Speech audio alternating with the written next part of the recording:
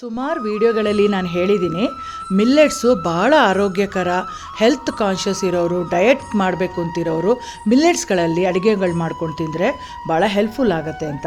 ಅಂಥದ್ದೇ ಇವತ್ತೊಂದು ವಿಡಿಯೋ ನೋಡ್ತಾ ಇದ್ದೀರಾ. ಖಾರ ದೋಸೆ ಮಾಡ್ತಾಯಿದ್ದೀನಿ ಸಾಮೆ ಅಕ್ಕಿಯಿಂದ, ಅಂದರೆ ಲಿಟಲ್ ಮಿಲ್ಲೆಟ್ಟಿಂದ. ಎಷ್ಟು ಚೆನ್ನಾಗಿ ಬರುತ್ತೆ ಅಂದರೆ ಸೂಪರ್ ಕ್ರಿಸ್ಪಿಯಾಗಿ ಬರುತ್ತೆ. ಮಾಡೋದು ಹೇಗೆ ಅಂತ ನೋಡ್ಕೊಳ್ಳೋಣ.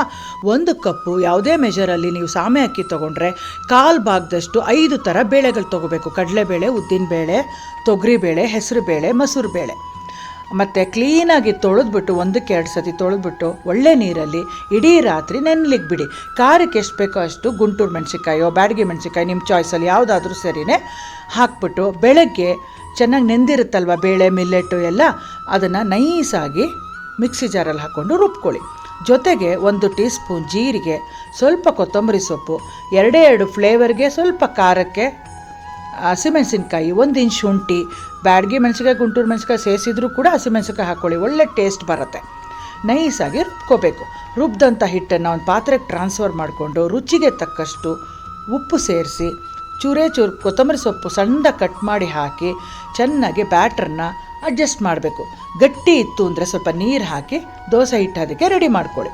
ಈಗ ಇದಕ್ಕೆ ಕಾಂಬಿನೇಷನು ಸೂಪರಾಗಿ ಟೊಮೆಟೊ ಈರುಳ್ಳಿ ಚಟ್ನಿ ಮಾಡ್ತಾಯಿದ್ದೀನಿ. ಒಂದು ಕಡಾಯಿ ಇಟ್ಬಿಟ್ಟು 2 ಟೀ ಸ್ಪೂನ್ ಆಯಿಲ್ ಹಾಕಿ 1 ಟೇಬಲ್ ಸ್ಪೂನ್ ಉದ್ದಿನಬೇಳೆ, 1 ಟೇಬಲ್ ಸ್ಪೂನ್ ಜೀರಿಗೆ ಮತ್ತು ಸ್ವಲ್ಪ ಕರ್ಬೇವಿನ ಸೊಪ್ಪು, ಸಣ್ಣದಾಗಿ ಹೆಚ್ಚಿದಂಥ ಈರುಳ್ಳಿ 2, ಟೊಮೆಟೊ 2 ಹಾಕಿ ಚೆನ್ನಾಗಿ ಬಾಡಿಸ್ತಾ ಇದ್ದೀನಿ. ಉದ್ದಿನಬೇಳೆ ಸ್ವಲ್ಪ ಹೊಂಬಣ್ಣ ಬಂದ ಮೇಲೆ ಈರುಳ್ಳಿ ಟೊಮೆಟೊನ ಸೇರಿಸಿ. ಆಮೇಲೆ ಖಾರಕ್ಕೂ ಒಣಮೆಣಸಿನ್ಕಾಯಿ ಸೇರಿಸ್ಕೊಳ್ಳಿ.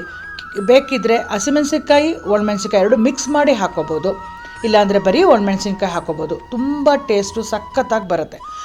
ರುಚಿಗೆ ತಕ್ಕಷ್ಟು ಉಪ್ಪು ಸೇರಿಸಿ ಚೆನ್ನಾಗಿ ಬಾಡಿಸ್ಬಿಟ್ಟು ಸ್ವಲ್ಪ ಹುಣಸೆಹಣ್ಣನ್ನು ಸೇರಿಸಿ, ಟೊಮೆಟೊ ಹುಳಿ ಇದ್ದರೂ ಕೂಡ ಒಂದು ನೆಲ್ಲಿಕಾಯಿ ಅಥವಾ ಗೋಲಿ ಗಾತ್ರ ಸೈಜ್ಗೆ ಹುಣಸೆಹಣ್ಣು ಸೇರಿಸ್ಕೊಳ್ಳಿ, ಒಳ್ಳೆ ಟೇಸ್ಟ್ ಬರುತ್ತೆ. ಮತ್ತು 1 ಟೀ ಸ್ಪೂನಷ್ಟು ಬೆಲ್ಲದ ಪುಡಿನೂ ಕೂಡ ಹಾಕ್ಕೊಳ್ಳಿ. ಉಪ್ಪು, ಹುಳಿ, ಖಾರ ಸಖತ್ತಾಗಿ ಬರುತ್ತೆ ಚಟ್ನಿ. ತಣ್ಣಗಾದಮೇಲೆ ಮಿಕ್ಸಿ ಜಾರಲ್ಲಿ ನೈಸಾಗಿ ರುಬ್ಕೊಳ್ಳಿ. ಈಗ ಚಟ್ನಿ ರೆಡಿ. ಬೇಕಿದ್ದರೆ ಒಗ್ಗರಣೆ ಕೊಟ್ಕೋಬೋದು. ಕಾದಂಥ ಕಾವಲಿ ಮೇಲೆ ನಾವು ರುಬ್ಬಿದಂಥ ಹಿಟ್ಟನ್ನು ಚೆನ್ನಾಗಿ ಸ್ಪ್ರೆಡ್ ಮಾಡಿದ್ರೆ ನೋಡಿ, ನೀವು ತವಾಗೆ ಇದು ಸೌಟೆ ಬೇಡ, ಹಾಗೇ ನೀವು ಮಡಚ್ಬೋದು, ಅಷ್ಟೂ ಚೆನ್ನಾಗಿ ಬರುತ್ತೆ ದೋಸೆ. ನೋಡ್ತಾ ಇದ್ದೀರಲ್ಲ ವಿಡಿಯೋದಲ್ಲಿ, ಟೆಂಪ್ಟಿಂಗ್ ಆಗಿಲ್ವಾ ನಿಮಗೆ?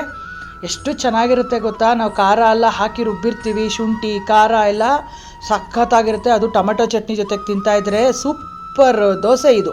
ಎಲ್ಲರೂ ಟ್ರೈ ಮಾಡಿ ಫ್ರೆಂಡ್ಸ್, ನಿಮಗೆಲ್ಲ ಇಷ್ಟ ಆಗುತ್ತೆ. ಮತ್ತೆ ಸಿಗ್ತೀನಿ. ಅಂಟಿಲ್ ದೆನ್ ಟೇಕ್ ಕೇರ್, ಬಾಯ್.